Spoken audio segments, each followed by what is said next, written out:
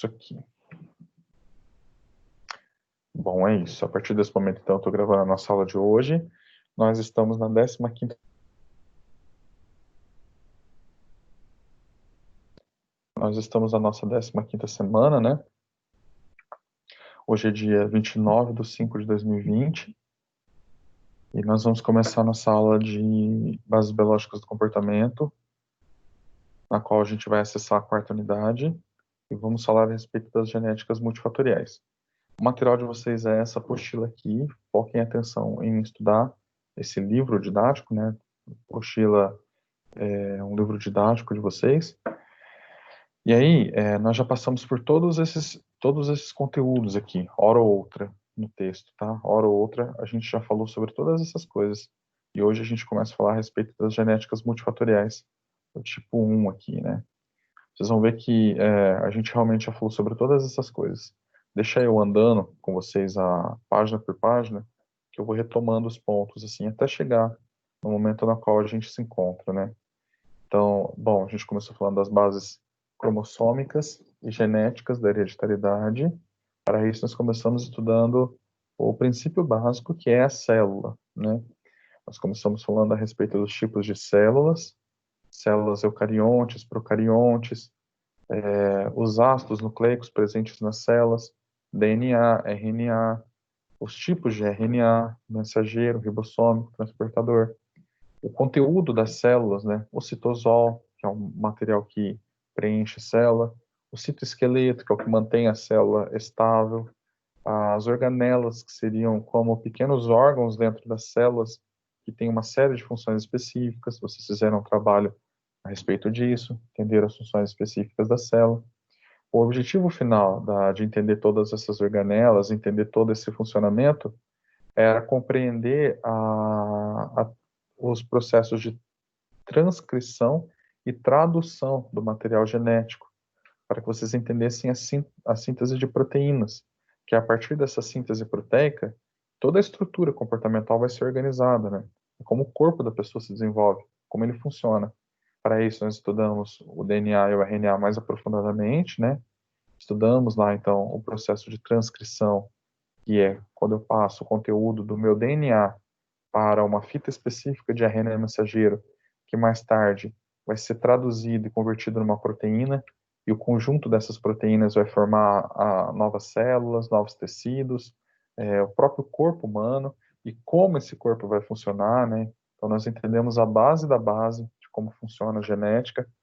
Então, nós passamos por esse material, né, na unidade 1. Então, nós já falamos sobre células, sobre as organelas, sobre o material celular dentro das células, as organelas, sobre a organização do DNA, do RNA, as bases nitrogenadas, adenina, citosina, guanina, timina e uracila. E aí nós começamos a falar a respeito das mutações, um tipo muito específico de mutação, né, que quando altera, por alguma razão, o cariótipo da pessoa, né, a gente chama isso de mutação. A gente falou a respeito das mutações cromossômicas numéricas, que são aquelas as quais não ocorre a disjunção e uma célula acaba carregando duas ou mais fitas, quando deveria carregar uma única fita na formação do gameta, né? Então a gente chama de aneuploidia, quando eu tenho uma monossomia, carrego um único cromossomo. Eu posso chamar de diploidia, né? Uma célula natural com dois cromossomos do mesmo tipo, ela é diploide. Eu chamo ainda de trissomia, quando carrega três tipos do mesmo numa única célula. E em casos muito raros, a tetrassomia, né? Aqui nós falamos das síndromes autossômicas de Patau, que é a trissomia do cromossomo 13. Falamos da síndrome autossômica de Edwards, que é a trissomia do 18. E falamos da trissomia do cromossomo 21, que é a síndrome de Down. Falamos também, além das trissomias dos cromossomos autossômicos, que são aqueles 22 pares que homens e mulheres têm em comum, nós falamos das possibilidades de mutações numéricas nos cromossomos sexuais, no X e no Y, que são aquelas as quais homens ou mulheres possuem diferenças, né? As mulheres têm um par de cromossomos X e os homens têm um X e um Y. Nesse caso, tem duas síndromes específicas que podem acometer a pessoa, que é a síndrome de Turner, nos organismos femininos, né, na qual ela vai ter uma monossomia do cromossomo X, e a síndrome de Klinefelter nos homens, que vai ter uma trissomia desse cromossomo sexual, sendo composto de X, X e Y, né, dá uma série de alterações comportamentais em todas essas síndromes, e essas alterações comportamentais vão ser estudadas pelo psicólogo depois na clínica. Falamos a respeito das mutações estruturais, dos processos de quebra do DNA, né, durante a formação do bebezinho no ventre materno ainda. Então, os processos de deleção, quando um pedaço é removido, duplicação, quando o pedaço ele é adicionado igual, né, então ele duplica. As invenções, quando eu troco a base nitrogenada pela sua base antagônica, né, então é como se eu fizesse uma rotação de 180 graus, e onde teria uma timina, é adicionada uma adenina, por exemplo, então tem a rotação de 180 graus. As translocações, quando um pedaço da fita do DNA desloca de determinada parte e se junta a uma parte diferente do que ela deveria, então ela muda de posição, dá um problema. E os isocromossomos, que resultam na divisão do centrómero, fazendo com que parte do braço do cromossomo seja perdido ou trocado de posição, né? Todas essas mutações aqui são os tipos estruturais. Isso aqui já responde às questões lá de vocês, né? Altera a estrutura do DNA, ou numérica, altera o número de DNA, né? Então, nós falamos a respeito dessas mutações, das síndromes específicas, Fatal, Edwards, síndrome de Down. Nós falamos a respeito dos cromossomos da divisão celular, né? Na última sessão dessa unidade. Falamos a respeito da mitose, meiose, a respeito do processo de divisão, né? Aqui um cromossomo duplicado.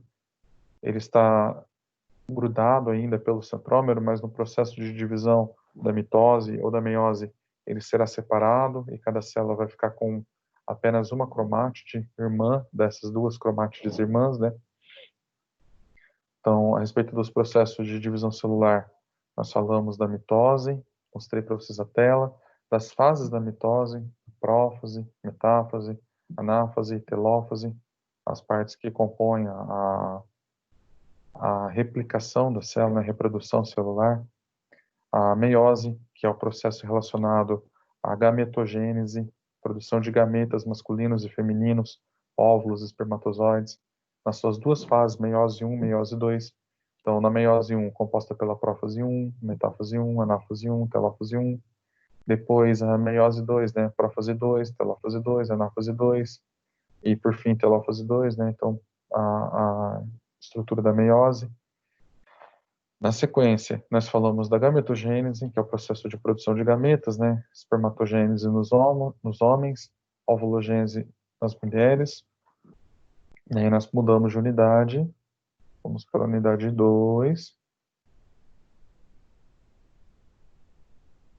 Chegando na unidade 2, nós falamos a respeito das anomalias genéticas, ou seja, nós retomamos os assuntos relacionados às mutações estruturais e numéricas, né? Nós vamos aprofundar novamente o assunto que nós já vimos na primeira unidade. Agora nós vamos fazer um aprofundamento sobre aquilo. Então a gente fala a respeito dos padrões de transmissão genética do tipo 1, né? Nós falamos a respeito dos cromossomos homólogos, genes alelos, do genótipo, do fenótipo, do heredograma. Aqui também nós vimos o quadrinho de Punnett para fazer o cruzamento dos tipos cromossômicos, azão, azinho, azinho. Aqui a gente falou sobre a herança autossômica, que é aquela que está relacionada aos 44 cromossomos autossomos, que não são sexuais, né? Que é uma das coisas que tem no exercício de vocês, explicar o que é isso, tal como está aqui. Falamos das heranças ligadas aos sexos, das heranças restritas ao sexo e das heranças influenciadas pelo sexo, que são heranças do tipo alossômicas, né? Os cromossomos alossomos, que são relacionados ao par de cromossomos sexuais. Então, na herança ligada ao sexo, nós temos um detalhe ainda específico, que ela pode ser dominante ou recessiva, tal como a autossômica também é, né? E caso haja a herança autossômica dominante, o azão vai exercer função primordial, o azinho vai exercer função recessiva. Falamos da herança autossômica recessiva, na qual apenas um par de cromossomos iguais vai expressar a característica no fenótipo, né? Então precisa que seja azinho e azinho. E aí, nós falamos depois a respeito da genética alossômica dominante e recessiva também, né? Padrão genética do tipo 2, genéticas sexuais. Falamos a respeito da hipótese de Lyon, que é a hipótese de inativação de um dos cromossomos X das mulheres, e quando isso é mais observável, né? Caso as mulheres tenham um padrão do cromossomo alossomo delas X igual, caso elas sejam homozigóticas, X azão ou X azinho, né? No caso, X azão ou X azinho, esse padrão não vai ser observado, mas caso ela seja heterozigótica, azão, azinho, então pode acontecer um corpúsculo na célula, né? Quem primeiro estudou esse corpúsculo foi um cientista com o sobrenome Barr, então a gente chama isso aqui de corpúsculo de Barr, que é exatamente a condensação daquele cromossomo que não vai ser utilizado. E isso pode ocorrer no corpo da mulher produzindo um fenômeno chamado mosaicismo. Esse mosaicismo significa que partes do corpo feminino podem ser diferentes, e uma evidência disso seria o daltonismo, que em homens acomete os dois olhos, mas que nas mulheres pode acometer um único olho, né? Então, um olho ter o daltonismo, o outro não. Isso pode acontecer. A herança ligada ao X dominante, então, né? Herança ligada ao X ou herança ligada ao sexo. Falamos a respeito de como fazer esse cruzamento no quadrinho de Punnett. A herança recessiva também, como ela vai afetar diferentemente homens e mulheres, né? As heranças sexuais, elas afetam homens e mulheres de forma diferente. Os padrões de herança restrito ao Y, que apenas afetam os homens, passa de homem para homem, e os fatores influenciados pelo sexo, como, por exemplo, a calvície, que ela se expressa de forma diferente em homens e mulheres, né? Mas que daqui a pouco a gente vai falar a respeito de outras características, como, por exemplo, a ansiedade, que ela tem um afeto diferente em homens e mulheres, o TEA, o transtorno do espectro autista, tem uma tendência a afetar mais homens, né? Tem alguma coisa a ver na genética sexual. No momento oportuno a gente discute a respeito. Então, na seção 2.3, nós começamos a falar das bases bioquímicas das doenças genéticas, só discutimos, retomamos uma discussão a respeito dos tipos relacionados à mutação que podem fazer com que certas funcionalidades corporais não funcionem bem, que é o caso da doença da fenilcetonúria, né? Os cromossomos eles não vão produzir de forma adequada o metabolismo, fazendo com que a criança tenha uma série de condições comportamentais devido a uma alteração funcional, né? Uma mutação estrutural. A adrenoleucodistrofia ligada ao X, é a mesma coisa, né? Altera a funcionalidade. A galactosemia altera a funcionalidade da enzima que quebra a galactose, produzindo a glicose, faz com que a pessoa tenha necessidade de compensar isso via medicamentosa, né? A importância de se descobrir isso desde o bebezinho, então a triagem neonatal, você pode aplica uma série de testes no bebezinho para investigar se o corpinho dele está sensível àquilo ou não, né? Logo no aspecto neonatal. Começamos a falar a respeito da genética aplicada na clínica, nos casos, sobretudo, que serão mais contundentes para nós, né? Nos casos de síndromes que envolvam aspectos comportamentais. Então, as possibilidades para que isso aconteça, nos casais consanguíneos, a chance é maior caso as mães sejam mais idosas, entre parentes de primeiro grau, né? As etapas dessa consultoria genética, como vai ser realizada e o efeito disso depois para nós enquanto psicólogos, diagnóstico pré-natal, necessidade de investigar o bebezinho ainda no ventre materno, as formas de se investigar, né? Ultrassom, biópsia, toda essa discussão a gente foi falando ao longo da matéria, nós falamos sobre esses temas ao longo da disciplina. E aí, a gente começou a adentrar os assuntos mais relacionados às síndromes da unidade 3 e da unidade 4, né? A respeito da genética clínica propriamente. Então, nós retomamos aqueles assuntos que já foram falados em outro momento, a respeito dos aspectos sindrômicos, né? Das anomalias cromossômicas. Então, a gente volta a discutir certos temas, como a síndrome de Down, novamente, né? A gente viu lá atrás como ela é feita, e em termos de organização genética, né? Como ela ocorre, né? Como ela é feita, não como ela ocorre, os efeitos disso em termos comportamentais, a síndrome de Edwards, os efeitos comportamentais. Observem que a apostila, ela tem um movimento circular, assim. Ela fala sobre a síndrome de Down na unidade 1, depois fala de novo na unidade 2, depois fala de novo na unidade 3 e cada vez mais aprofundado. Então, o assunto, ele é um assunto recorrente que a gente vai olhando em níveis de aprofundamento cada vez maiores, né? As possibilidades de anomalias autossômicas estruturais derivadas de alterações do material genético, né? Mutações estruturais. Então, a síndrome do miado do gato, que, dentre outras coisas, gera atraso cognitivo muito específico. E aí, a respeito dessas situações sindrômicas, a gente começa a falar a respeito dos distúrbios autossômicos, e aqui a gente começa a falar a respeito das características que são comportamentais e que vão dar base para a gente discutir as próximas aulas. Então, ó, o que nós falamos até então é o resumo que vocês vão fazer o trabalho para poder fechar esse material, né? A questão genética das síndromes e o aspecto comportamental relacionado às síndromes. Nesses casos, é importante observar que essas síndromes elas têm uma característica muito específica, né? Ela tem uma característica muito específica. Então, a síndrome de Down tem uma característica genética muito específica, a trissomia do cromossomo 21. Mas algumas circunstâncias, como por exemplo, o déficit intelectual, atraso cognitivo, essas circunstâncias elas podem variar. Elas não necessariamente elas possuem uma característica tão marcada, tão específica, como no caso da síndrome de Down. Inclusive, a deficiência intelectual, né, ou retardo mental, pode ser sintoma de vários transtornos, várias doenças e várias situações, assim, várias circunstâncias. Então, mesmo que não haja o aspecto da síndrome, a genética do bebezinho, ela era típica, normal, né? Mas a mãe fez uso de uma determinada substância durante a gravidez, tomou um remédio lá, ou fez uso de droga, e isso atrapalhou a formação do bebê.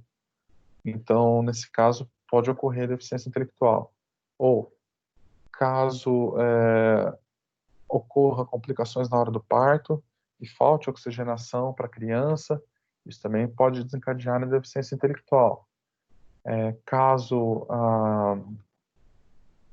a criança venha se intoxicar durante a primeira infância com algum medicamento, com alguma substância, pode gerar. Então, assim, o aspecto da deficiência intelectual, ele tem muito a ver com o aspecto biológico e tem muito a ver com o aspecto comportamental também. Então, nesse caso, a gente já começa a falar de síndromes envolvendo genéticas multifatoriais. Ele é, ao mesmo tempo, um sintoma de algumas síndromes, por exemplo, no caso da síndrome de Down, a deficiência intelectual é um dos sintomas da síndrome de Down, mas ele é um problema em si também. É algo que, em si, precisa ser estudado e entendido pelo psicólogo. Então, a primeira coisa é compreender como a deficiência intelectual ela é interpretada. A inteligência ela é entendida na psicologia como uma função cognitiva, né? Uma função psicológica. É uma função que ocorre dentro da nossa psicologia, dentro da nossa cabeça, né? E a inteligência, ela não pode ser medida diretamente. Eu não posso acessar diretamente a inteligência de alguém, dado visto que ela se trata de uma função integrativa, tal como a consciência. Consciência não dá para eu medir a consciência diretamente, porque ela é uma função integrativa. Estar consciente significa saber que sabe, saber que as outras funções estão funcionando. Da mesma forma, a inteligência, ela é uma função que integra as outras funções. Então, ela vai usar da nossa memória, do nosso raciocínio lógico, da nossa linguística, né, do nosso vocabulário, da nossa linguagem. E a expressão da inteligência, ela é observada na expressão dessas outras funções. Então, se a pessoa consegue articular a linguagem bem, se ela consegue entender os símbolos, se ela consegue entender a matemática, se ela consegue entender os processos lógicos, eu digo que ela é inteligente. Exatamente essa ideia de que a inteligência ela é de difícil definição, exatamente porque ela é uma função integrativa, ela une as outras funções, né? Inclusive, eu posso ter problemas na mensuração da inteligência caso outras funções não sejam determinadamente desenvolvidas. Por exemplo, Aristóteles dizia assim que a inteligência opera sobre o conhecimento. É verdade. Se uma pessoa não tem conhecimento formal, ela não tem condições de expressar a inteligência dela, mesmo que ela tenha uma inteligência grande. Isso faz com que a própria avaliação da inteligência seja dificultosa, tá? É sabido, por exemplo, que algumas características humanas elas têm aumentado com o tempo, dado visto a nossa possibilidade atual, no nosso mundo atual civilizado, né? Então, por exemplo, a altura das pessoas. As pessoas estão ficando cada vez mais altas. Da... O que está ocorrendo é que as pessoas conseguem atingir cada vez alturas maiores, né? Isso é justificado porque a nossa nutrição está melhor do que em outros momentos da história. Então, eu consigo entender isso. A inteligência também está aumentando. Quer dizer, o processo de conhecimento humano ele está desenvolvido de tal forma que faz com que a expressão da inteligência seja mais fácil. Mas eu tenho um dado, por exemplo, que quando eu pego a curva de QI das pessoas no Brasil, essa curva ela decai com o tempo, né? Deixa eu mostrar para vocês. É a curva de QI do Brasil e do mundo, né? O que está acontecendo é que o QI brasileiro ele tem caído com o tempo. Deixa eu encontrar a curva exata.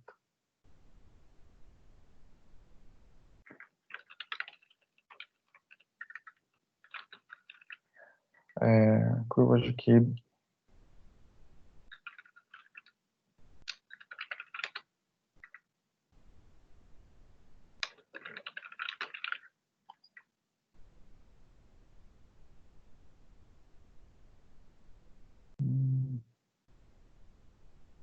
Essa curva aqui, ó. Esse dado aqui é um dado muito. Essa figura aqui é um dado muito alarmante, né? Deixa eu copiar a figura e já abrir um documento do Word que eu já mostro, já explico o que é essa coisa do QI e essa avaliação, por que que é complicado, por que que é importante que a gente entenda, né? Essa curva do QI é uma curva que é muito alarmante pelo seguinte: se as nossas condições elas estão melhorando com o tempo, por que que o QI brasileiro ele está se apresentando menor? Com o passar do tempo ele está caindo, né? O que a gente vê é que não se trata de um processo de empobrecimento apenas da genética. A genética humana ela não varia tanto assim. A genética do brasileiro ela é muito próxima dos outros países, né? Por que que o QI do Brasil ele cai com o passar do tempo, enquanto que dos outros países está aumentando? Deixa eu achar a curva de novo que eu já coloco para vocês. Perdi a figura.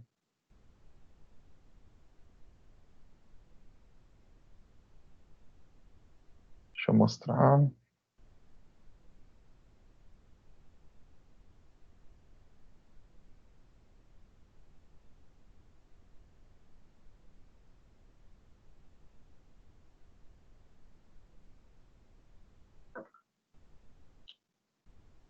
Ah, perdi a figura, que droga.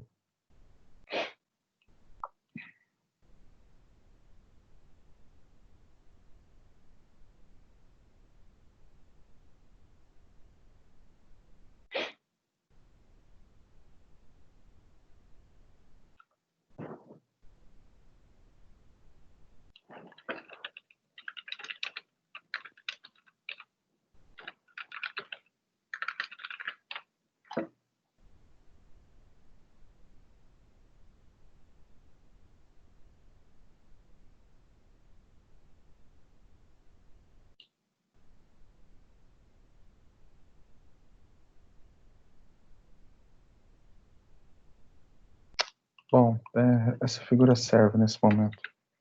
Essa aqui, ó, pessoal. Tem aqui uma... O nome do artigo lá é Tempo para Acordar, né? Tempo para Acordar. E aí tem as curvas de QI nos últimos tempos. A gente percebe uma situação que é assim. A Coreia do Sul, ela tem aumentado, né? A QI médio das pessoas em porcentagem. Alguns países, sobretudo os mais pobres, eles têm feito um movimento de cair. Então, a China aumentou, né? Melhorou a educação. E o Brasil, ele tem um movimento de queda, né? E isso é muito alarmante, porque era para ter um crescimento, né? O Chile tem um movimento de crescimento, e aí países como o México tem um movimento de queda, o Brasil tem um movimento de queda, e mesmo a Índia, todos os países têm um momento de subida, menos o Brasil, que tem um momento de queda, né? Isso da década de 60 até o ano de 2013, a gente percebe um movimento de queda do QI. Bom, primeiro vamos definir o que é o tal do QI para a gente poder pensar por que isso está acontecendo, né? A ideia do QI é a ideia do quociente de inteligência, né? Então, é uma sigla, QI, vem da ideia do quociente de inteligência. O quociente de inteligência, ele é expressado através de uma fórmula, que é essa fórmula aqui, ó. É a idade mental da pessoa dividida pela idade cronológica multiplicada por 100. Então, assim, como que pode ser entendida a idade da pessoa em termos do desenvolvimento humano, né? A gente pode entender a idade de várias formas. A gente pode entender a idade cronológica, que é aquela idade que a pessoa ela tem, em termos de anos, né? Ela viveu aquilo. Então, ó, qual é a tua idade? Normalmente a gente está se referindo à idade cronológica. Ah, eu tenho 20 anos, eu tenho 30 anos, aquilo que eu vivi. Eu posso falar em termos de idade biológica, que é como o meu corpo reagiu aos anos que passaram, né? Então, eu estou falando dos aspectos maturacionais. Então, a minha idade biológica é um adulto, um idoso, um jovem, um adolescente, uma criança, né? Quando eu falo uma criança, eu não estou falando do quantos anos ela tem, mas o processo maturacional do corpo dela. Então, eu sei que ela está em crescimento. Então, quando eu falo em crianças, eu estou falando em idade biológica. E aí, eu tenho duas situações que são mais diferentes. Eu tenho a idade social, que seria como a pessoa se porta em sociedade, um papel social, né? A idade social. Então, o que é esperado para aquela idade cronológica? O que é esperado para uma criança, por exemplo? A idade cronológica, 6 anos de idade, final da terceira infância. Idade biológica, criança. Idade social, o que é esperado? Que ela vá à escola, que ela brinque, que ela tenha aprendizagem. Não é esperado, por exemplo, que ela trabalhe, não é esperado que ela seja um chefe de família, que ela tenha responsabilidades muito grandes, porque não é como a sociedade se organiza. Essa idade social ela varia de cultura para cultura, de país para país, né? Inclusive, se eu tenho dissonâncias entre essa coisa da idade social, eu posso ter sofrimentos psicológicos. Então, uma pessoa que tem uma idade biológica idosa, uma idade cronológica, 60 anos, e na idade social ela se comporta como um adolescente, sem responsabilidades, sem maturidade na ação, eu vou olhar para essa pessoa e vou perceber que algo está errado ali. Então, é algo esperado. E eu tenho uma última, né? Então, são quatro coisas, né? Eu tenho uma última definição que seria a idade mental.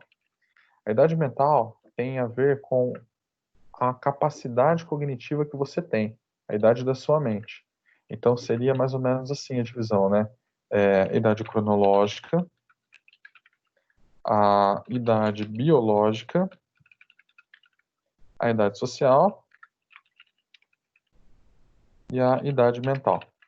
Isso tudo pode ser avaliado na pessoa, né? O conceito de QI, ele usa a ideia da idade cronológica e da idade mental para traçar um consciente, para traçar uma razão. Se os anos de vida que eu vivi em termos numéricos forem coincidentes com os anos de vida que a minha mente viveu, então eu tenho um QI próximo de 100%, quer dizer que ele é equivalente. Se eu tenho uma idade cronológica correspondente, né, a 10 anos de idade, e aí uma idade mental correspondente a 10 anos de idade, o meu QI é 100%, o meu coeficiente intelectual é 100%, quer dizer, eu vivi os mesmos números de anos que a minha mente viveu. Agora, se eu tenho uma idade cronológica de 10 anos de idade e uma idade mental não correspondente, então eu tenho alterações do QI.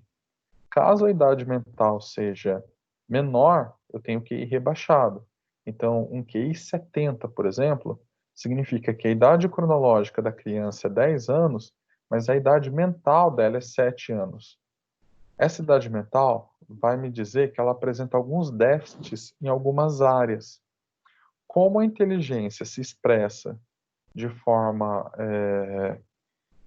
irregular, sim, porque ela se expressa de múltiplas maneiras, o que eu vou perceber é que essa criança vai ter atrasos em algumas áreas da inteligência e não necessariamente em todas. Então, ela vai ser infantilizada em algumas coisas, mas ela pode ter desenvolvimento normal em outras. Então, eu pego, por exemplo, um jovem de 15 anos de idade, na idade cronológica, que tenha a idade mental de 7 anos de idade, o QI dele é bastante rebaixado, QI 50, né? É mais ou menos um QI 50. Um QI 50 pode ser que a ideia dele lógico-matemática, a inteligência dele lógico-matemática, seja pouco desenvolvida. Pode ser que a linguística dele, a linguagem dele seja pouco desenvolvida. O raciocínio lógico dele pode ser pouco desenvolvido. Mas pode ser, por exemplo, que a sexualidade dele seja desenvolvida, tal como ele deveria estar na sua idade biológica, na puberdade, na adolescência.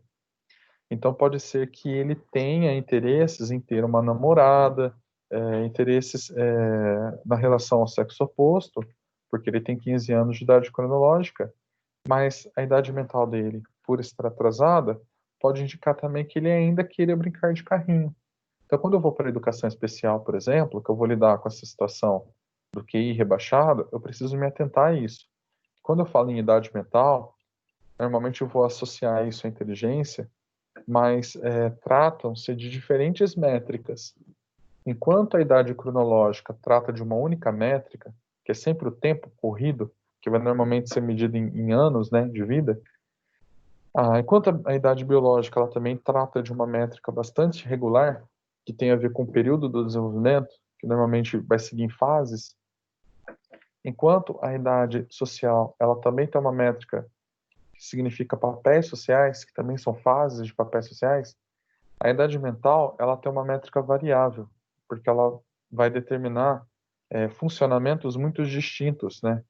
Então, quando eu falo em mente, eu estou falando em memória, estou falando em maturidade, estou falando em interesses, estou falando em lógica, em matemática, em linguagem. Pode ser que eu tenha atraso numa dessas áreas, mas não tenha nas outras. Todavia, né, de toda forma, esse atraso ele vai ter um impacto na idade esperada, né, na idade mental esperada, e isso vai atrapalhar no meu QI. Como que eu determino a idade mental de um povo? Avaliando o máximo de pessoas possíveis daquela mesma idade, daquele mesmo sexo. Então, se eu avaliar centenas de milhares de crianças de 10 anos de idade, do sexo masculino, eu consigo observar qual é a idade mental esperada de uma criança de 10 anos de idade. Então, a partir daquela métrica, daquela média, eu consigo determinar se a minha criança que eu estou avaliando depois no consultório, ela está próxima ou afastada daquele número, tá?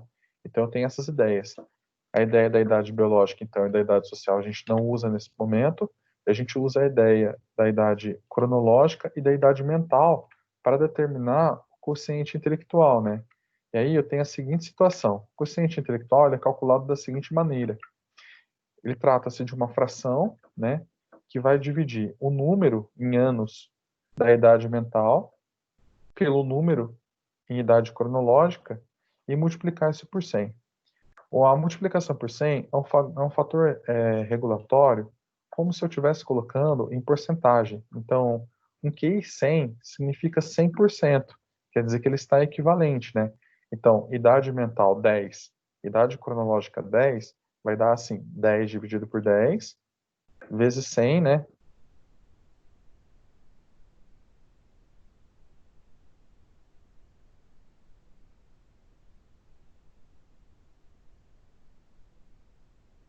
Quanto maior a idade mental aqui em relação à idade cronológica, maior será o número depois multiplicado por 100. Aí eu tenho a variância, né? Imaginem, por exemplo, que o QI inferior, se o meu QI e a minha idade, né, cronológica forem razoáveis, eu consigo identificar o QI inferior. Eu consigo identificar a idade mental inferior à minha. Então eu consigo olhar e perceber. Então, um jovem com idade mental 7 anos, e idade cronológica 14 anos, né? Vai dar 7 dividido por 14. 7 dividido por 14 dá meio, 0,5, né? 0,5 vezes 100 dá 50. Então eu sei que o QI desse jovem de 14 anos é 50. Se o meu QI for próximo de 100 e eu tenho 35 anos de idade, eu consigo olhar para aquela criança e observar o quanto a idade mental dela já percorreu. Então eu consigo olhar e perceber que ela tem um atraso, um déficit. Agora, o QI para cima fica mais difícil observar o quanto esse déficit é desenvolvido. Eu consigo perceber que a pessoa tem algo a mais que eu, mas eu não consigo saber o quanto é a mais. Pensa, por exemplo, num senhor. Aqui no Brasil a gente tem um filósofo com QI que beira 200, né? Então, imagina que ele tem 70 anos de idade cronológica e o QI dele beira 200. Isso significa que a idade mental desse senhor ela está próxima de 140 anos de idade. Significa que, em termos de vivência, ele viveu 140 anos. Ele viveu quase 2 vidas já. Na velocidade da aprendizagem dele é muito rápida. Eu tenho 35 anos de idade. Eu não consigo imaginar o que uma pessoa de 140 anos de idade mental já viveu. A minha experiência não dá conta de comportar aquilo. Por mais que a minha inteligência seja próxima de 100 ou maior, eu não dou conta de comportar para cima, né? Eu não consigo entender a ideia do QI. Então tem essa questão. Os testes de inteligência, eles são bons para mensurar, mas eles têm um limite. Eles têm um limite porque acima de determinada pontuação eu não consigo mais observar e abaixo de determinada pontuação eu também não consigo observar. Então, o que a gente tem é uma distribuição mais ou menos assim, ó. A gente chama isso aqui de curva normal. É aquela curva que eu já mostrei para vocês, que se eu jogar as características de uma população num gráfico x e y, né, eu tenho uma distribuição a partir de uma função que é uma distribuição normal, que chama, né? Deixa eu ver se eu encontro um gráfico melhor que esse para mostrar para vocês. Mas é uma função normal, né? Mas a função normal mais ou menos é assim. Uh, deixa eu usar essa outra figura aqui.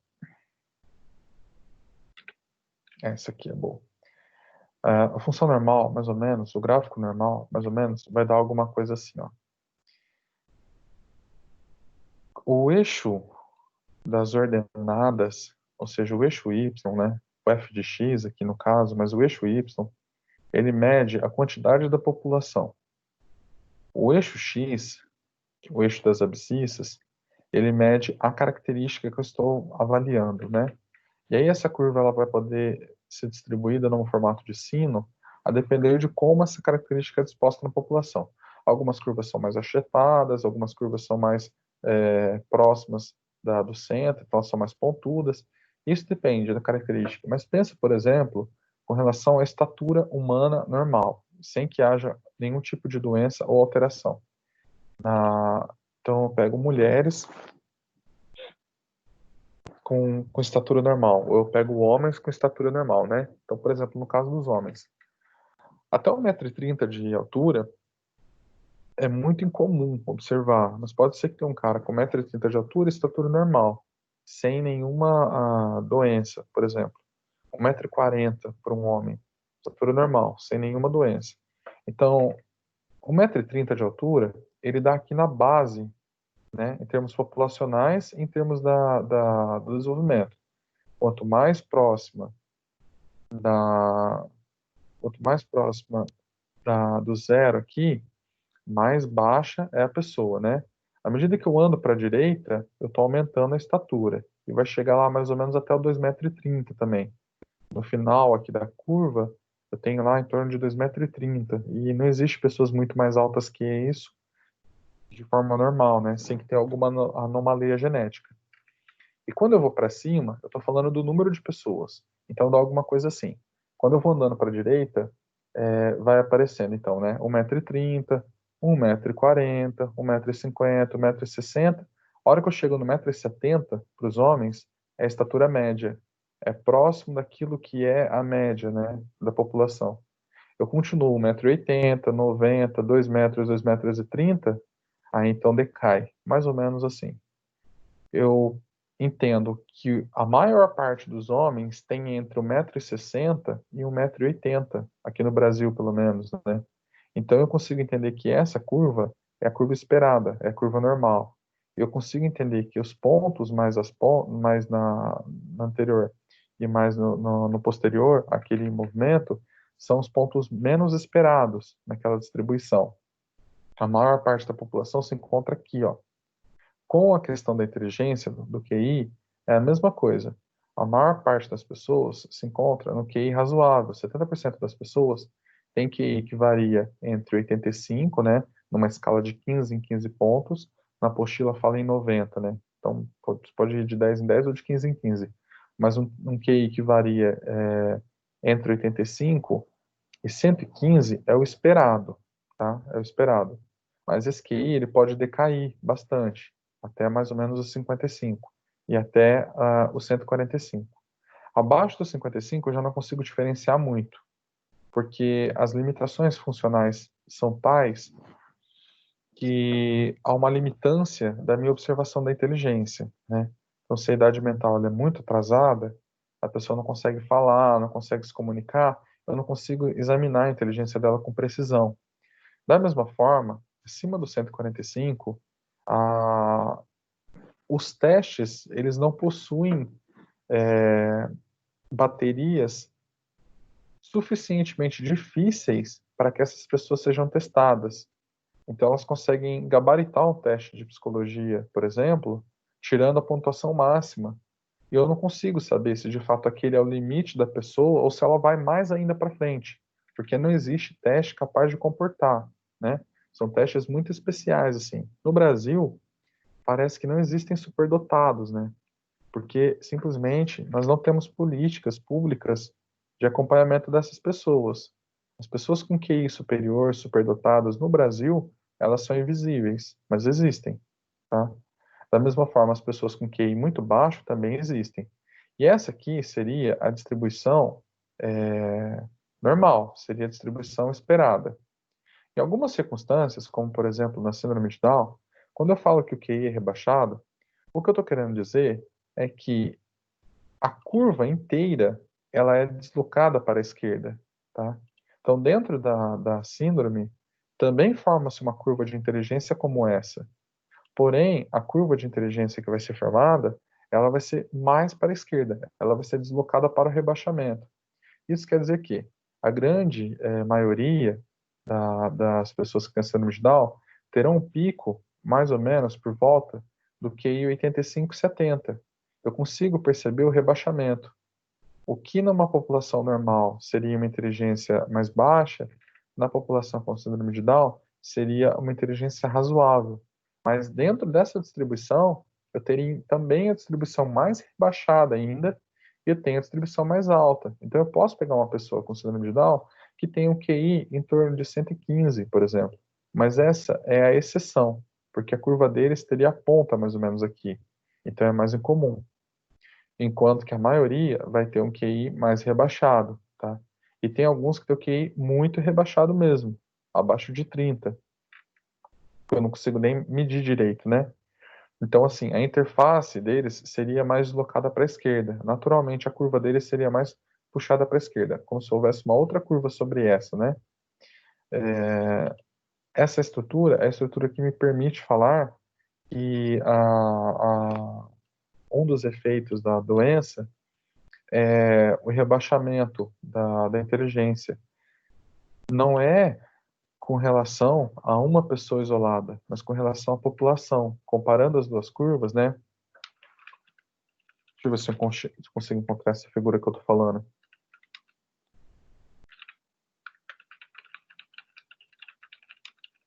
Com relação às populações, as curvas, então, elas serão deslocadas, né?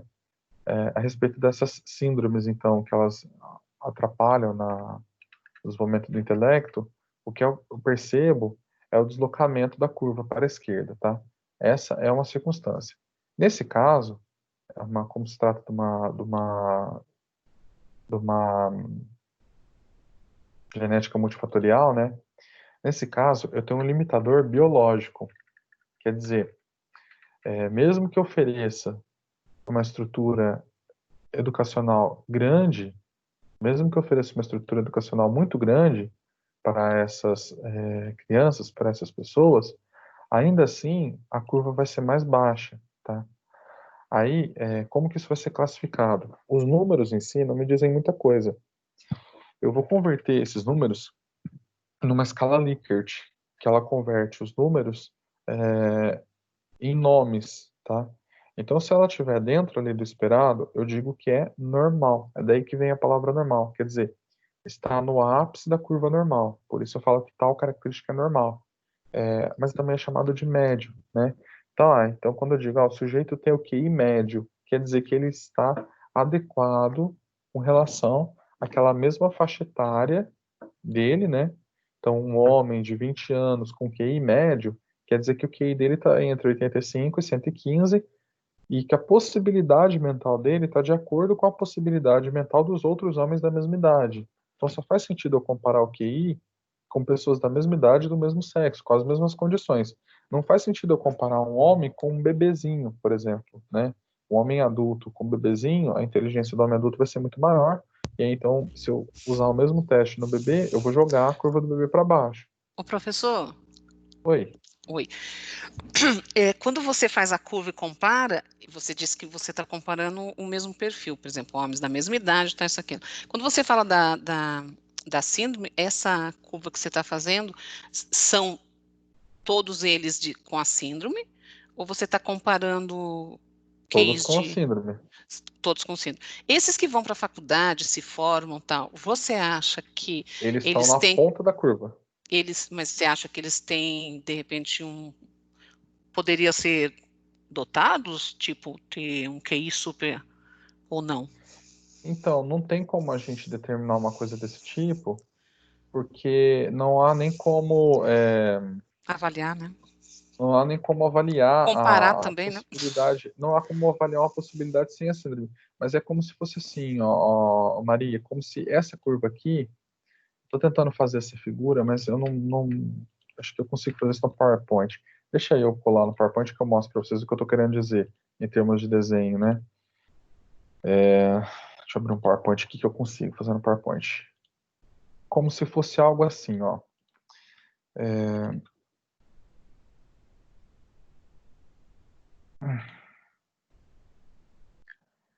Aqui, pronto, toma a tela aqui, né? Então eu teria assim uma curva normal, né, das pessoas, dos seres humanos com o desenvolvimento típico, né, quer dizer sem a síndrome, né? E aí eu teria uma circunstância mais ou menos assim, ó. Essa curva seria a curva normal esperada, né? E aí com a síndrome eu teria uma segunda curva, deixa eu colocar ela mais transparente agora, né?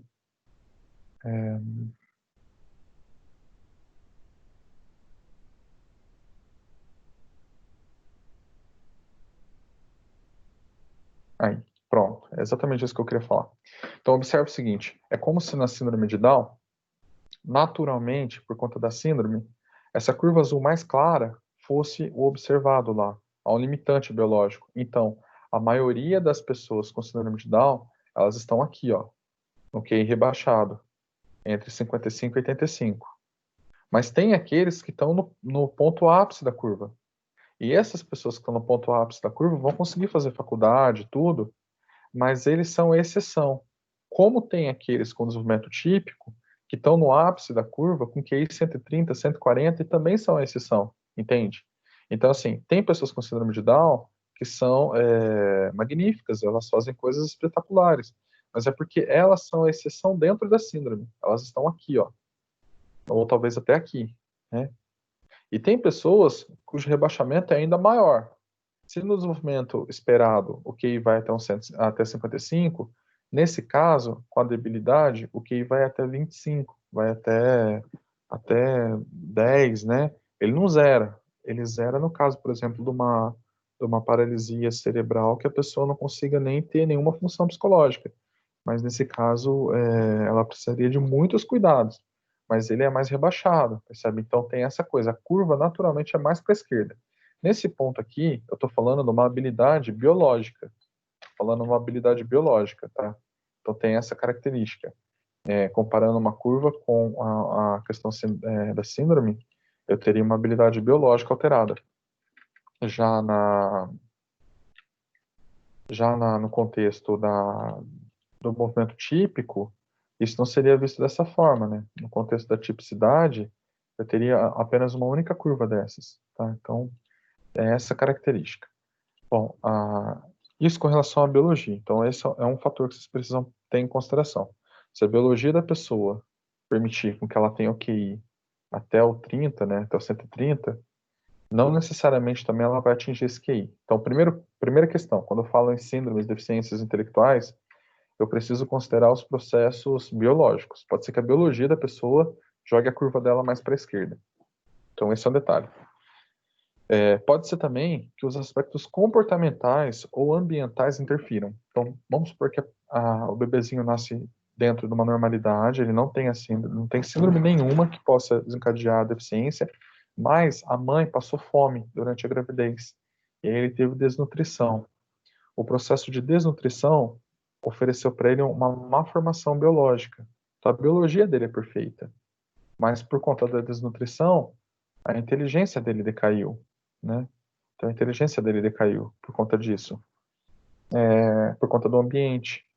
Da mesma forma, a nossa inteligência, ela não está no teto ainda, né? A inteligência de cada um de nós agora, de vocês, inclusive, ela não está no teto. Ela vai chegar no teto dela, biológico, conforme vocês ganharem mais cultura, conforme vocês desenvolverem a linguagem de vocês, conforme vocês desenvolverem o intelecto de vocês. Ela pode variar alguns pontos para cima ainda. Muitos pontos é muito incomum, porque normalmente as pessoas não têm tanto apetite assim pela educação, mas ela pode variar muitos pontos para cima dentro do teu padrão, né? Se você nasceu aqui na escala do 130, quer dizer que o teu teto é 130, mas você pode estar apresentando um QI 110 por conta do fator ambiental. Lembra, a inteligência opera sobre o conhecimento. Então, se você é alfabetizado, se você lê vários idiomas, etc., o que acontece é que joga o teu número para cima. E é exatamente esse o efeito observado nessa curva aqui, ó. A educação no Brasil ela está ruim de tal forma que enquanto os outros países estão melhorando a educação, alguns países estão investindo pesado na educação, né? Como o caso da Coreia do Sul. A educação lá, nos últimos anos, foi o que fez o país passar de uma região subdesenvolvida para uma potência internacional, né? A Coreia do Sul hoje é o país que domina a melhor métrica educacional do mundo. O Brasil é que domina uma das piores métricas educacionais do mundo. Tá? Isso dá para ver através da nossa cultura. E aí o resultado é esse. Aqui não são pontos de QI, mas são pontos de desenvolvimento percentual, né? Do número com ele mesmo. Então, por isso dá esse desvio grande. É feito de propósito para poder olhar o desvio grande desse jeito, né? Mas até alguma coisa assim. A educação da Índia melhorou. O resultado não é que o povo indiano está crescendo mais porque a biologia deles mudou. Essa biologia para mudar demora milhares de anos, milhares de milhões de anos, né? Demora muito tempo para a nossa genética mudar. O que está mudando lá é o processo formativo, faz com que as pessoas consigam acessar, dentro da possibilidade biológica dela, o teto biológico, né? Então, a educação da Índia melhorou, Professor, percebe? Hum. essa miscigenação que a gente tem, você acha que interfere? Por exemplo, nada contra, né? que nós somos uma mistura disso. Mas tem alguns países que, vamos chamar de sangue puro, vai, de que eles não gostam dessas misturas e tal. Você acha que isso, por nós sermos tão misturados com outros, isso Refere pode positivamente. positivo? Ah, tá, Aham. entendi. Porque assim, ó, a inteligência, ela é multifatorial, né? Tem algumas diferenças, assim, por exemplo, povos asiáticos têm melhor inteligência lógico-matemática. Isso tem uma série de dados. É que, normalmente, os psicólogos fogem um pouco desse tipo de discussão, porque ela abre margem para xenofobia, ela abre margem para comparação entre etnias, e esse assunto historicamente foi sempre muito dolorido assim na humanidade, né? É o tipo do estudo, por exemplo, que o alemão fez com os judeus que os alemães fizeram com os judeus no Holocausto para subjugar a etnia, né? É o tipo de estudo que fizeram com os negros na escravidão africana.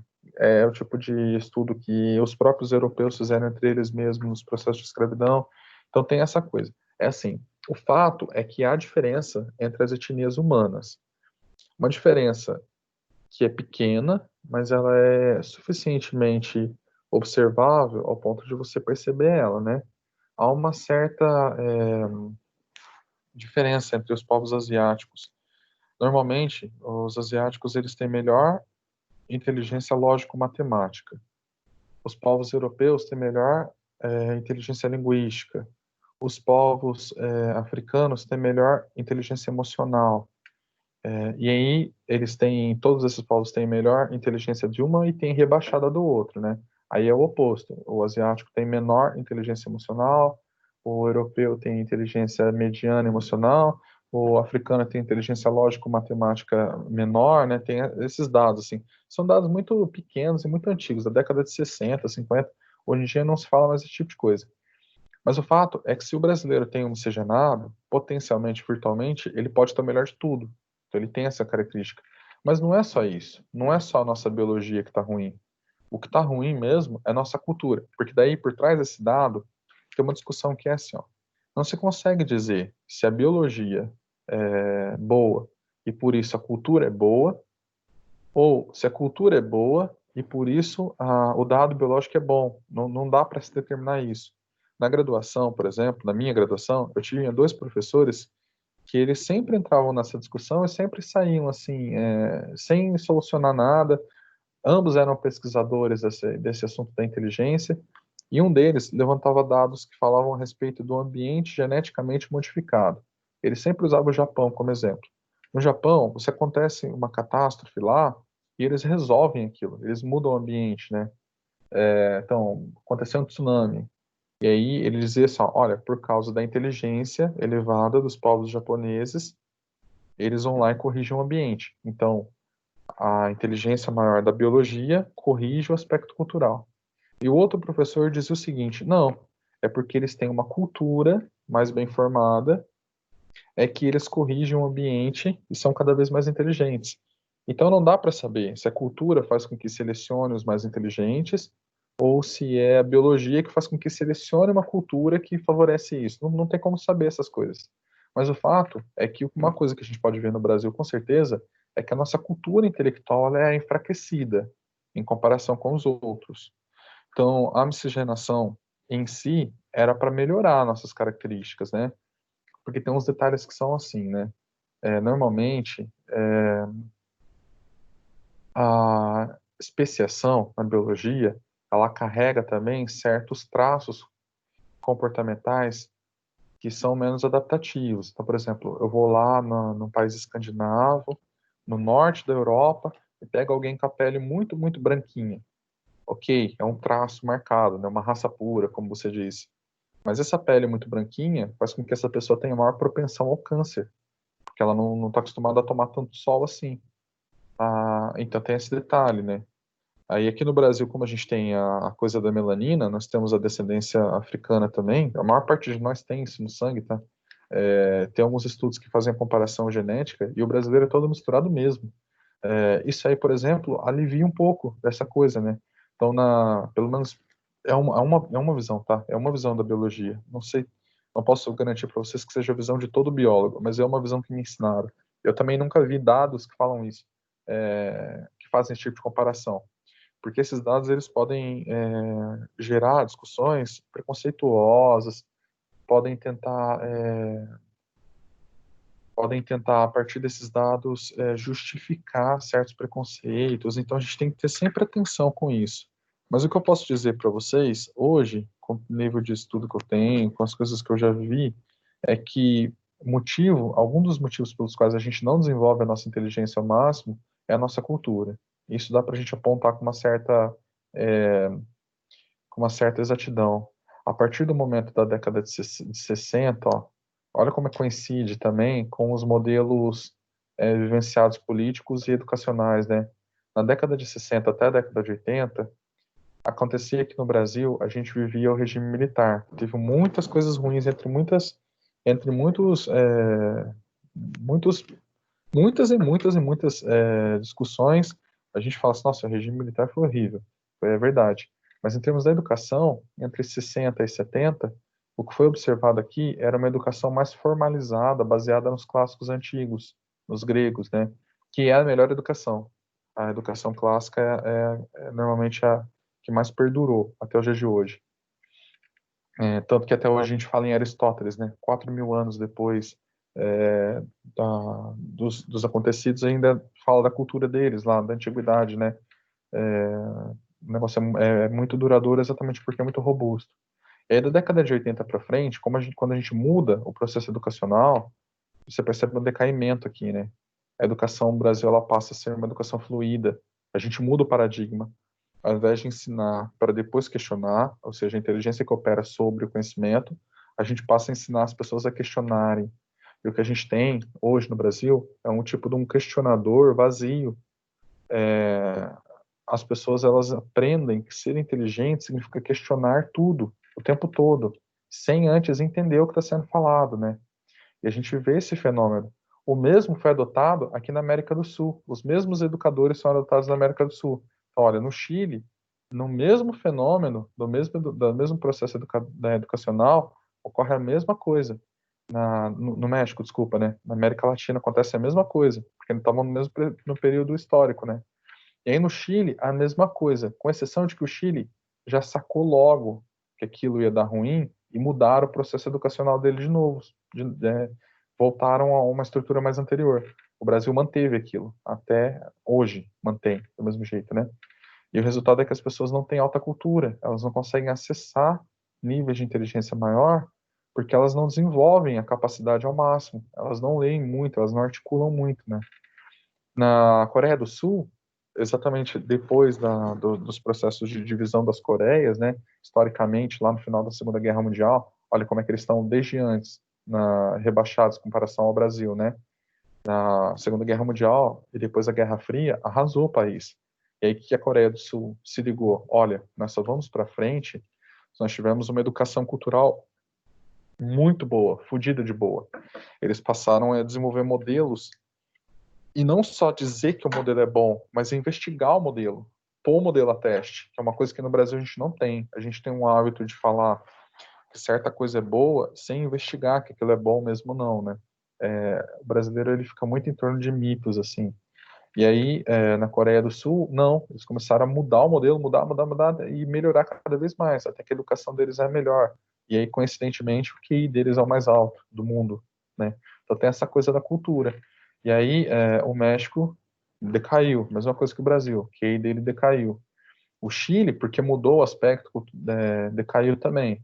E aí, a Índia e a China, em influência da Coreia do Sul, recente mudaram também os métodos educacionais, fazendo com que eles também tivessem, ainda de forma menos expressiva, né, nos últimos anos, tivessem aumentos. Exatamente esse estudo aqui, né, essa ideia aqui do tempo de acordar, ela fala exatamente a respeito disso. Então, o que a gente precisa ver? Em algumas circunstâncias, medir a inteligência é muito difícil, porque o teste de QI ele precisa avaliar uma bateria de coisas. Mas olha, se eu vou avaliar, por exemplo, uma criança que é analfabeta e eu uso com ela um teste de QI verbal, o teste dela vai dar rebaixado. Mas não quer dizer que a inteligência dela é ruim. Quer dizer, o QI dela vai dar ruim porque a forma que eu tenho para avaliar aquele QI é por via de uma tarefa verbal.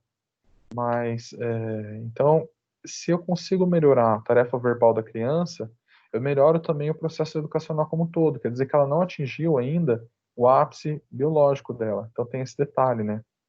Então, quando eu falo então do QI, eu sempre faço isso. A idade mental dividida pela idade cronológica e encontro o QI. Então, uma criança com 10 anos de idade cronológico e 15 anos de idade mental tem o QI 150, que é super alto. Mas se ela tiver 13 anos, ela já tem o QI 130, que é muito alto também. Para uma criança pequena, isso dá muita diferença. Uma criança de 10 anos e uma criança de 13, dá muita diferença. Agora, num adulto, isso aqui é gritante, porque para um adulto seria algo mais ou menos assim, ó. Para um QI 150 numa criança, daria a diferença entre 15 anos aqui e 10 anos, né? 15 anos e 10 anos para dar um QI 150. No adulto, para ter essa mesma organização, eu tenho que aumentar de 50%. Então, por exemplo, se o adulto tem uma idade cronológica de 50 anos, que seja, a idade mental dele tem que ser de 75 para dar a porcentagem. 25 anos de diferença dá muita diferença. Então, quanto mais esse sujeito envelhece com o QI alto, mais ágil a mentalidade dele fica, a um ponto que eu não consigo mais acompanhar. Foi o que eu falei para vocês. Se eu pego uma pessoa com inteligência, com a idade cronológica de 70 anos, para ela ter um QI desse nível, eu tenho que aumentar de 50% aqui. Quer dizer que ela já tem 70 mais 35. E, portanto, ela já tem 105 anos de idade mental. Já não dá mais para acompanhar que vive uma pessoa com 105 anos de idade, né? É muita coisa. Então, quando eu penso a respeito do Einstein, por exemplo, aquelas pessoas cujo QI beirava os 200 pontos, então, quando o Einstein tinha 35 anos de idade, a idade mental dele era de 70 anos. É como se ele tivesse vivido uma vida inteira já, em termos mentais. Quando eu pego ele no final da vida, por volta dos 50, 60 anos de idade, as pessoas já não conseguiam mais acompanhar, porque daí a inteligência dele mental, a idade mental dele já beirava os 120 anos, era muito alto. Então, assim, dá para vocês chegarem a níveis muito maiores agora. E uma dica, ou pelo menos eu estou usando para mim, né? Uma coisa que eu apostaria seria no desenvolvimento da linguística, da linguagem. Organizando a linguagem, você consegue organizar os símbolos. E aí, articulando os símbolos, você consegue organizar os signos, né? Articulando os signos, você consegue articular a realidade melhor. Se eu consigo falar bem, dominar bem a língua, dominar bem os signos, eu consigo entender os elementos. Isso expande meu QI, aumenta a minha inteligência. Então tem essa situação, né? A questão do Professor, retardo mental. Oi, deixa eu perguntar só uma coisinha. É uma dúvida. Acho que pode até ser meio boba. Mas a relação entre a idade cronológica e a idade mental é sempre igual? Ou ela pode ir mudando de acordo com a vida? Por exemplo, vamos supor que o entendi. QI da criança é que você tinha falado, é 100%. Então, ele tem 10 anos cronológicos e 10 anos mentais, de idade mental. Mas vamos supor que essa criança um homem, né, com 30 anos, a idade dele mental pode ser diferente do que ele já teve um Pode, dia? pode. Eu entendi tua pergunta. Tua pergunta é assim, se o QI se mantém durante a vida, né? Se uma criança com QI 100, ela vai ser um adulto com QI 100 depois, né? Na verdade, Isso. não. Na verdade, não se mantém. Um dos motivos de não se manter é por conta dessa coisa da função, das funções Do psicológicas que podem aprendizado, ser né? trabalhadas. Podem ser trabalhadas. Você Uhum. pode ter uma criança com 4 anos de idade que é chamado. É que vocês vão ver isso mais detalhadamente depois nas disciplinas de QI, de inteligência. Vocês vão ter disciplinas disso. Eu estou adiantando o assunto porque aqui a apostila fala em QI sem explicar o que, que é como é calculado, né? Mas eu estou explicando já esse assunto mais detalhado, que é um assunto mais interessante, mas vocês vão ter uma aula disso específica.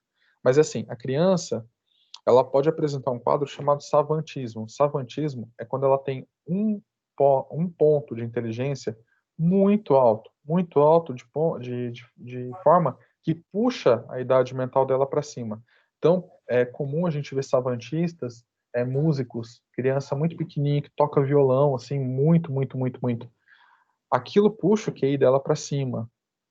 Isso pode se manter e ela seguir savantista o resto da vida, ela pode ser um savante o resto da vida, né? Isso pode se desenvolver mais e ela ter uma inteligência ainda maior, ou isso pode se negativar e ela ter uma inteligência normal. Nos Estados Unidos, tem uns processos de acolhimento que, quando eles percebem que uma criança tem isso, eles enviam essa criança para uma escola de superdotados, assim, e tratam de esforçar ao máximo em manter, em preservar aquela característica. É bom para o país, né? É bom para todo mundo. Uma pessoa muito inteligente, ela puxa todo mundo para cima. Agora, aqui no Brasil, a gente não consegue rastrear. A gente mal consegue rastrear e tem um efeito também, que é o efeito cultural, que é assim, ó, as pessoas elas sabem que é bom ser inteligente, mas gera um tipo de inveja, assim. Se você é inteligente, as pessoas tentam te rebaixar. Tem uma coisa meio cultural assim no Brasil, né? Se você é inteligente, as pessoas tentam te rebaixar. E nessa de ser rebaixado, muitas pessoas mascaram a inteligência real.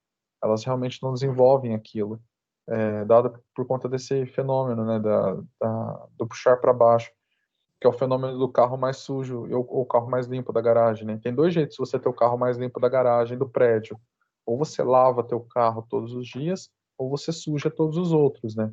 Se você sujar todos os outros, pela média, o teu é o mais limpo. No Brasil, o que a gente faz é tentar sujar todos os outros.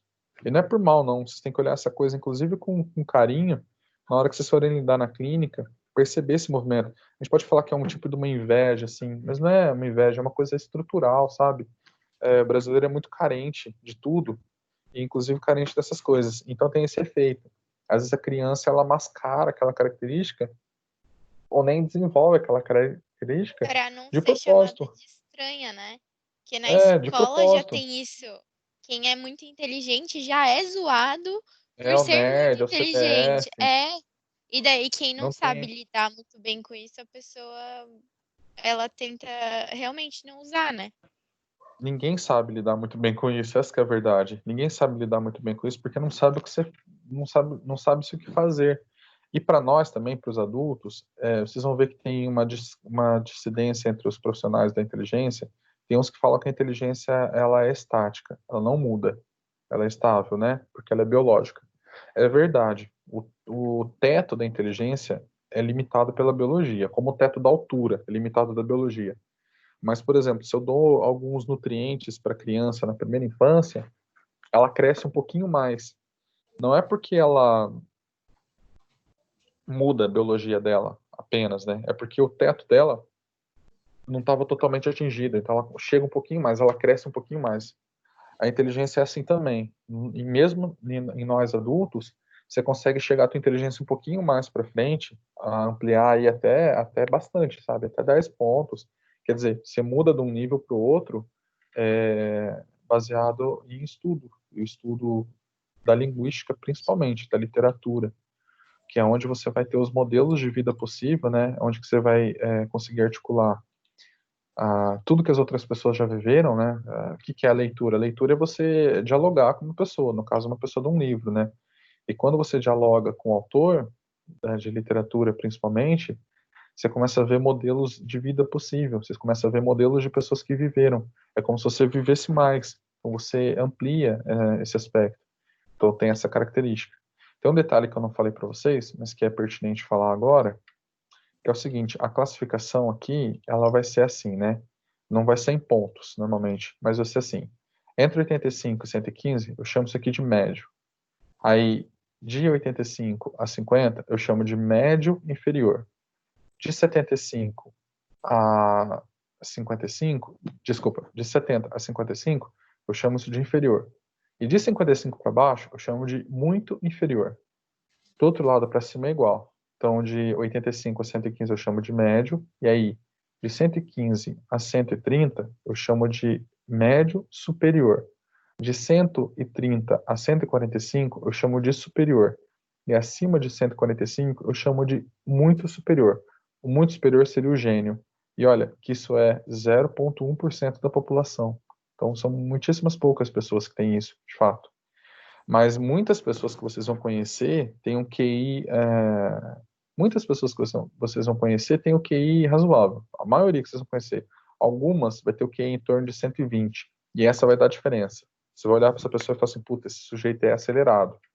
Quando vocês pegarem alguém com QI 130, vocês vão olhar para a pessoa e falar assim: nossa, esse cara é bem acelerado. E quando vocês pegarem alguém que bate, que beira o 145, vocês vão olhar para essa pessoa e falar assim: eu tenho certeza que essa pessoa é muito acelerada. Dá para ver, assim, que é muito acelerada. Você não consegue determinar quanto ela é, mas você consegue saber que ela é muito superior. Você consegue olhar isso. Tem alguns autores, alguns brasileiros que têm isso aqui. Machado de Assis, por exemplo. Você lê a obra do Machado de Assis, e você sabe que o QI dele é entre 130 e 145, porque ele é genial. Você percebe a genialidade dele. Inclusive, você consegue alcançar aquele que está mais perto do teu, né? Então, se você tem um QI 115, você consegue olhar o 130 e o 100 com mais facilidade do que alguém que está em torno dos 70. O cara com 70, ele não percebe muita diferença para os outros. Então, precisa que ele seja mais alto para enxergar o mais alto ainda. Tem essa coisa. Mas, assim, pode falar. Professor, Sim.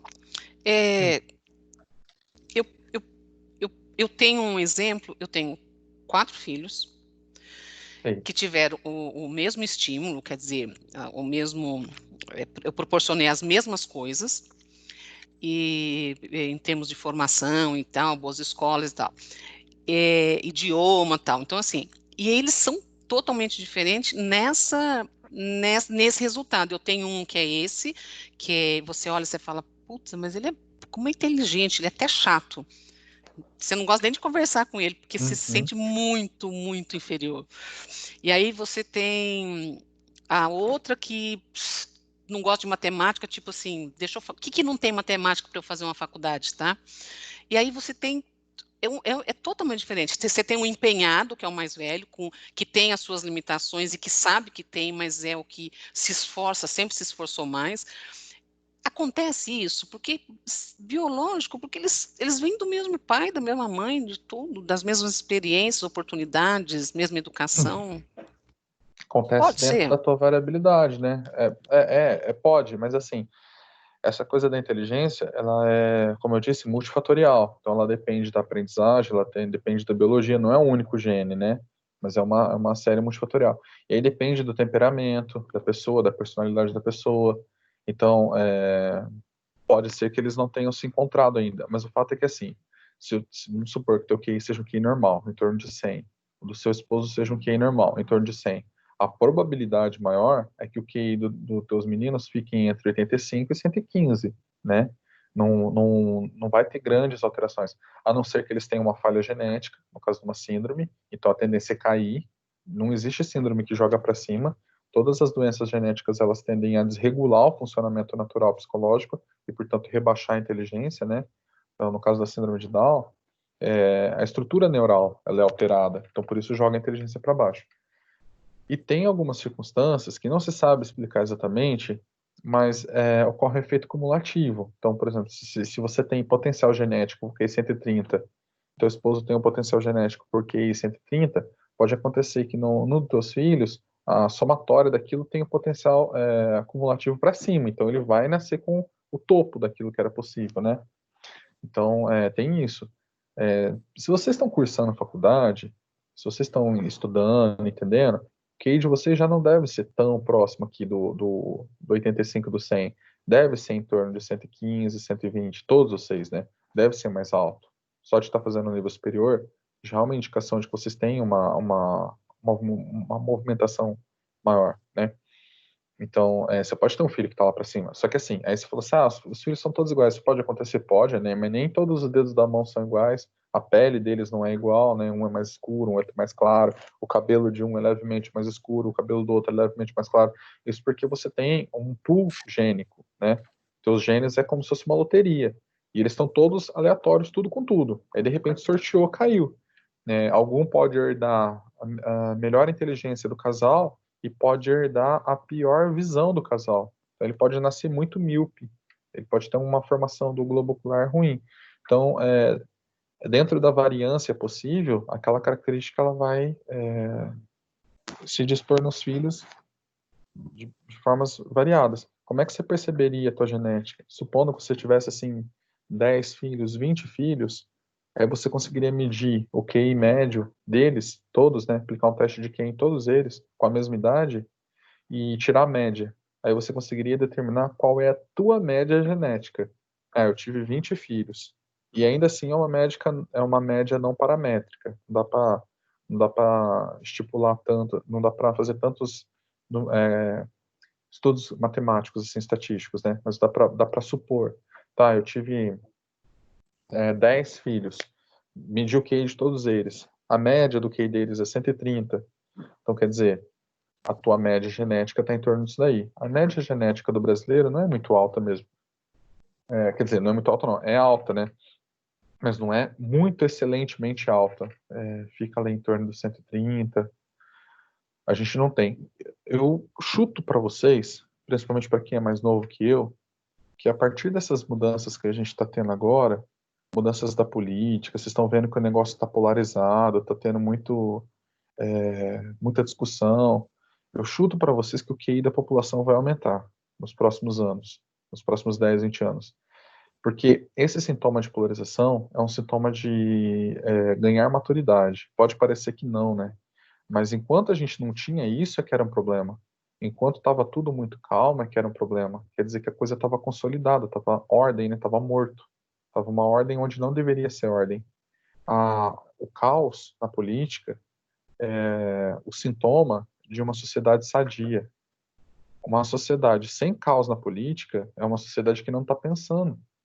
Agora, todas as grandes sociedades passaram pelo caos da política. A França teve as revoluções francesas, o Brasil não tinha tido isso ainda. Então, a gente está tendo isso agora, mostra que a nossa população está amadurecendo intelectualmente, moralmente, e isso é muito bom, na verdade. E não se apeguem a esses detalhes de que, mas eu estou preocupado com os rumos das coisas. Vai melhorar. É igual ao adolescente. A criança, ela é pacífica, né? Mas o adolescente não. O adolescente, ele é revoltoso. Sim. Nós estamos passando agora por uma política revoltosa. Essa política revoltosa quer dizer, nós estamos acessando a adolescência do país. O país está se tornando adolescente. O próximo passo é que ele seja um adulto. E a hora que ele ser um adulto, a hora que ele for um adulto, aí nós vamos ter um país muito bom. Então, talvez eu não viva tanto para ver. Alguns de vocês que são mais jovens vão viver, mas vocês vão ver que o país vai melhorar. Isso realmente está. E é como a Maria falou, né? Varia entre as pessoas, varia entre a própria nação, entre os próprios filhos. Tem essa variância toda. O interesse, eu devo falar do temperamento, né? Os temperamentos também, que um dia a gente conversa sobre isso, mas as pessoas têm características diferentes, assim, de personalidade, né? Tem pessoa que não vai gostar da matemática mesmo, e esse não é um sinal de baixa inteligência, não, tá? A matemática é um recorte da realidade. Ela é um recorte da realidade que, inclusive, ele tem um aspecto simbólico bem limitado. A matemática ela exige abstração da abstração. Ela desloca da realidade, assim. Quando eu falo em números, por exemplo, eu consigo falar a respeito de quantias que eu não consigo determinar em termos físicos. Então, eu consigo contar um e imaginar um objeto, dois e imaginar dois objetos, três e imaginar três objetos. A hora que eu chego lá num milhão, eu não consigo fechar o olho e imaginar 1 milhão de objetos, não de forma precisa. Quer dizer que nesse ponto, eu já estou falando a respeito de um aspecto simbólico que não tem relação com a realidade perceptual mais. Então, algumas pessoas que deslocam da matemática não quer dizer que elas têm menos inteligência. Pode ser que a inteligência delas seja mais realista. Então, essas pessoas às vezes se dão bem na linguística, nas línguas, nas artes. É porque a inteligência ela é multifatorial, né? E faz o vírus E é ser esse detalhe. geralmente desconhecido, mas às vezes a reatividade ocorre quando doença ou medicamento enfraquece o sistema imunológico. Você está falando, Ana Lúcia, está saindo a tua hora. Você precisa fazer uma pergunta?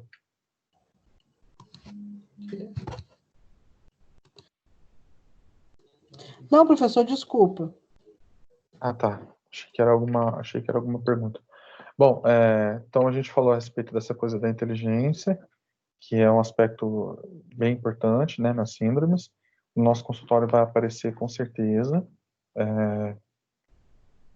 pessoas com deficiência intelectual ou síndromes relacionadas, né, que a gente vai trabalhar. E aí, na próxima aula, eu falo com vocês a respeito da esquizofrenia, que ela é igual à inteligência, tem um aspecto que a biologia ela é determinante até certo ponto, mas o aspecto comportamental é determinante até outro ponto, né? Então, o uso de substâncias, estresse muito grande, podem desencadear a esquizofrenia. Então, tem essa coisa da biologia, tem um certo controle, e o aspecto comportamental tem um certo controle sobre isso também. E nós vamos falar a respeito da doença de Alzheimer também, que embora tenha a relação biológica, ela também tem esse aspecto de que o uso de algumas substâncias e, sobretudo, o estresse tem uma tendência a fortalecer o Alzheimer. Então, agora a gente começa a falar a respeito dessa genética multifatorial. Percebam assim, tem o que genético e tem o que ambiental, né? Que faz a condição toda se desenvolver. Eu acho que é isso, pessoal. Por hoje a gente pode falar a respeito dessa coisa da deficiência intelectual. Acabei falando muito sobre inteligência, né? Mas é exatamente essa a proposta. Bom, aí, conforme a apostila vai andando, a gente vai sempre retomando assuntos que vão falando desse aspecto da situação multifatorial, né? Dos distúrbios dos cromossomos sexuais é a mesma coisa, da diferenciação sexual, por exemplo, os aspectos hormonais, que aí então a genética pode estar completa, mas durante a formação do bebê pode ter um distúrbio hormonal, fazendo com que a sexualidade do bebê seja alterada no corpo dele, né? Embora a genética dele não seja nem Klinefelter, nem Turner, ele pode ter problemas de formação devido à questão hormonal que pode ter sido desencadeada pela questão ambiental. A intersexualidade, idem, né? Então, tem essa característica. Alterações nos cromossomos sexuais, que não são por via de mutações genéticas, mas por mutações comportamentais dos pais, né? A gente volta a falar dessas questões. E aí, na unidade 4, esse assunto ele vai decolar mais. Eu já começo na próxima aula falando a respeito da unidade 4. Deixa eu encontrar. Deficiência intelectual, a gente falou sobre isso. Na unidade 4, a gente vai falar de... Oi. Enquanto você procura aí, você tem algum teste que a gente possa fazer de mais confiança de QI? Testes psicológicos mesmo? Eu não tenho, e eu acho que vocês vão passar por um momento na qual vocês vão fazer isso. Na faculdade, a gente tem o WAIS, que é a escala Wechsler para adultos, né? É W-A-I-S. Escala Wechsler para adultos. É uma sigla, né? WAIS. W-A-I-S. Essa escala Wechsler é um bom indicador. Tem na faculdade. E vocês vão ter umas disciplinas, um conjunto de disciplinas que chamam medidas e avaliação em psicologia. E aí vocês vão poder aplicar os testes em si mesmos, assim, ou nos colegas, e vão saber Quer dizer, não tem uma validade. Se você quiser saber de verdade mesmo, o ideal é que você procure um psicólogo avaliador e solicite que ele faça isso para você. Então, ele vai avaliar com mais critério. Mas vocês mesmos vão ter alguma noção a partir da aplicação que vocês vão realizar. É óbvio que quando a gente mesmo está aplicando, a gente rouba um pouquinho, mesmo sem querer, porque como você sabe a resposta, você tem uma tendência, né? Mesmo que você não faça de forma intencional, tem uma tendência a dar uma roubadinha, assim. Mas vocês vão acabar sabendo. Uma hora ou outra no curso, vocês vão acabar sabendo. Agora, comprar o teste, vocês não podem, enquanto não forem informados. E eu aplicar em vocês também é muito complicado, porque acaba esbarrando numa situação ética, né? Então, as opções são essas. Ou você procura uma psicóloga de avaliação e solicita que seja feito isso, ou você aguarda até a disciplina e aplica em si mesmo e fica sabendo. Mas uma hora vocês vão saber. Tem na clínica escola, vocês vão saber. Sim, eu só perguntei porque assim, tem muitos testes por aí na internet e tudo mais, e eu queria saber o quão diferente é, sabe? Ter uma noção Entendi. do quão Esses testes de verídico internet não e tudo valem mais. muito. Eles não Então, valem foi o muito que eu porque eles não têm imaginei. teoria. Eles não têm uma teoria que embasa, assim. A inteligência, ela é multifatorial, né? Então, eles não fazem uma análise multifatorial, real, assim. Então, eles não valem muita coisa.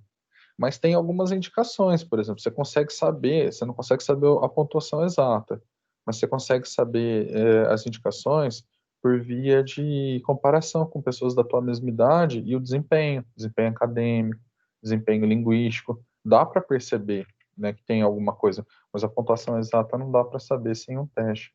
O melhor caminho é procurar um psicólogo avaliador, né, um psicólogo especializado em avaliação psicológica e solicitar. Eu acho que é uma coisa interessante de se fazer. É Eu acho interessante também interessante. fazer um antes e um Principalmente depois. É isso que eu ia falar, fazer agora no começo da faculdade e depois fazer no É, final da faculdade, para ver se mudou eu alguma coisa. apostaria as Vou fichas fazer de que isso. vai aumentar. Sobretudo se você fizer um trabalho muito sério de leitura da literatura, assim. Eu apostaria as fichas de que vai aumentar.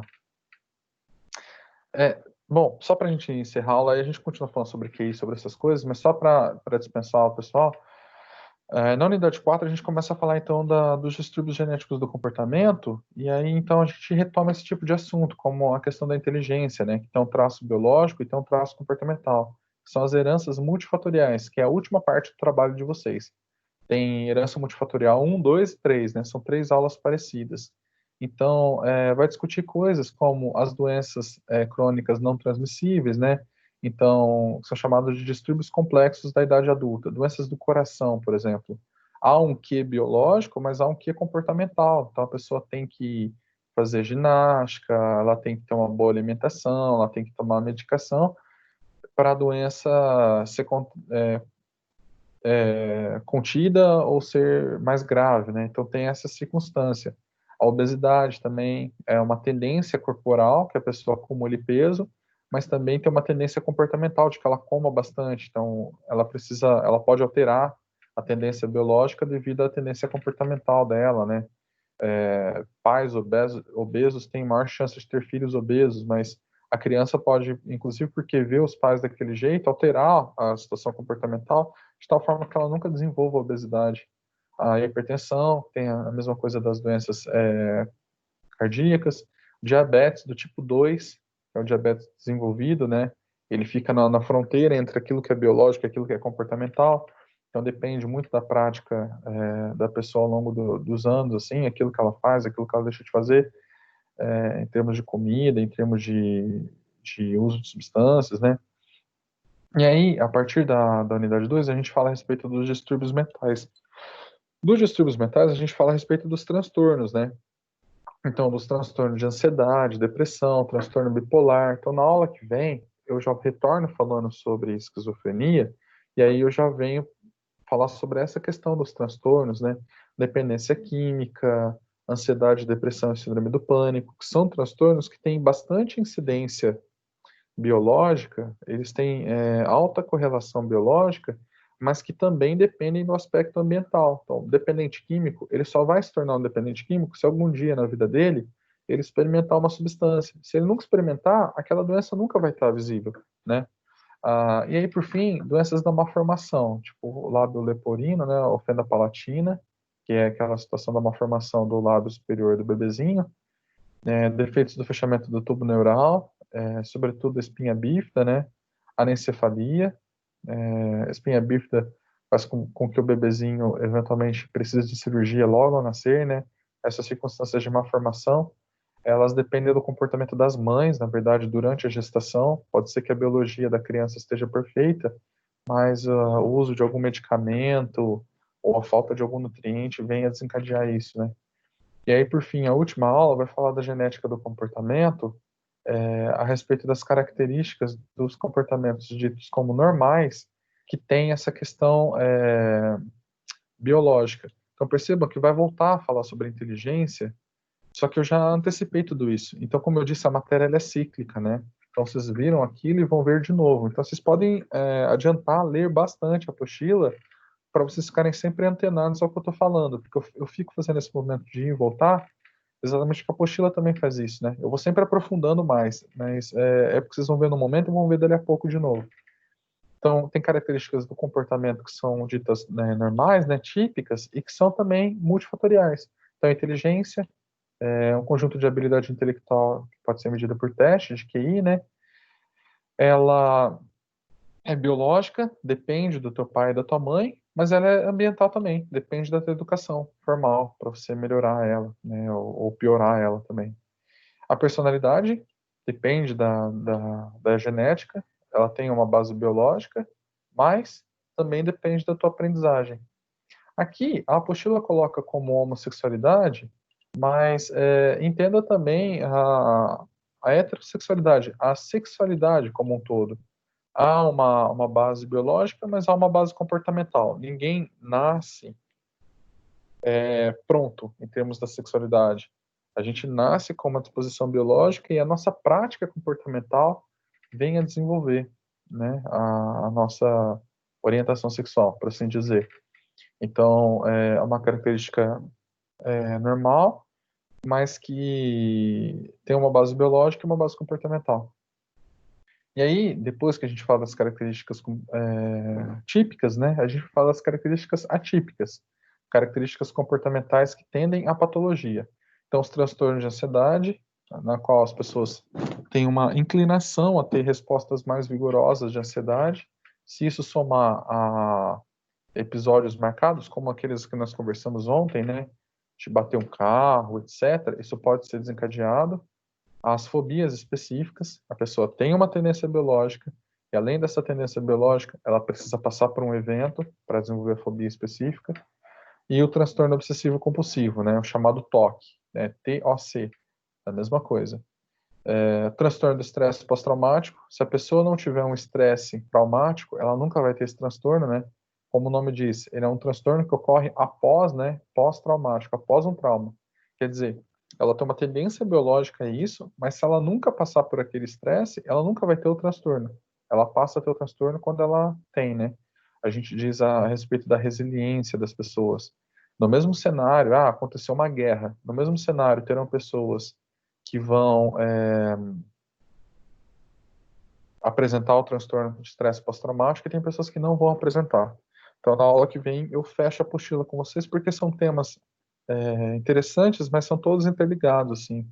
Então, dá pra gente... Eu começo a aula mais pontualmente às 7, e aí, no horário certo, a gente encerra a aula, encerrando também os temas, tá? São temas mais próximos da psicologia. E é isso, pessoal. Se não tiver mais nenhuma dúvida, por hoje é isso. Tudo bem? Tudo bem, professor. Boa noite a todos, gente. Boa noite, pessoal. Boa noite a todos. Boa noite. Obrigada, professor. Boa noite. Bom final de semana. Bom fim de semana. Boa noite, professor. O professor, sabe o que eu vi Oi. hoje? Hoje eu estava marcando uns exames e tinha chamava menu, no site, a clínica fazia menu de exames. E aí Sim. um dos exames era erros inatos do metabolismo. Ah, Eu achei muito engraçado, aí fechei rapidinho e falei, não, agora não, só mais tarde. depois você estuda isso. Mas erros inatos do metabolismo. Eu achei super interessante, mas sabe quando você, assim, pesquisei um monte de coisa, vi um monte de coisa hoje durante o dia, aí eu fui marcar um exame, aí pareceu bem grande, eu falei, não, agora não, sinto muito, só à Entendi. noite que eu vou encontrar com esse assunto. Mas é Eu não sabia interessante, eu que achei. tinha esse tipo de exame. Né? Para ver Interessante, né? mutação estrutural, né? Mutação estrutural. Eu imaginei. Muito Mas, legal. ó, tá vendo? A gente já sabe o que é, pelo menos eu sei o que é o exame, né? Você já tá Obrigada. melhor, né? Você vê como Obrigado. eu Boa evoluí. noite. Obrigada, boa noite. Tchau, gente. Tchau, tchau.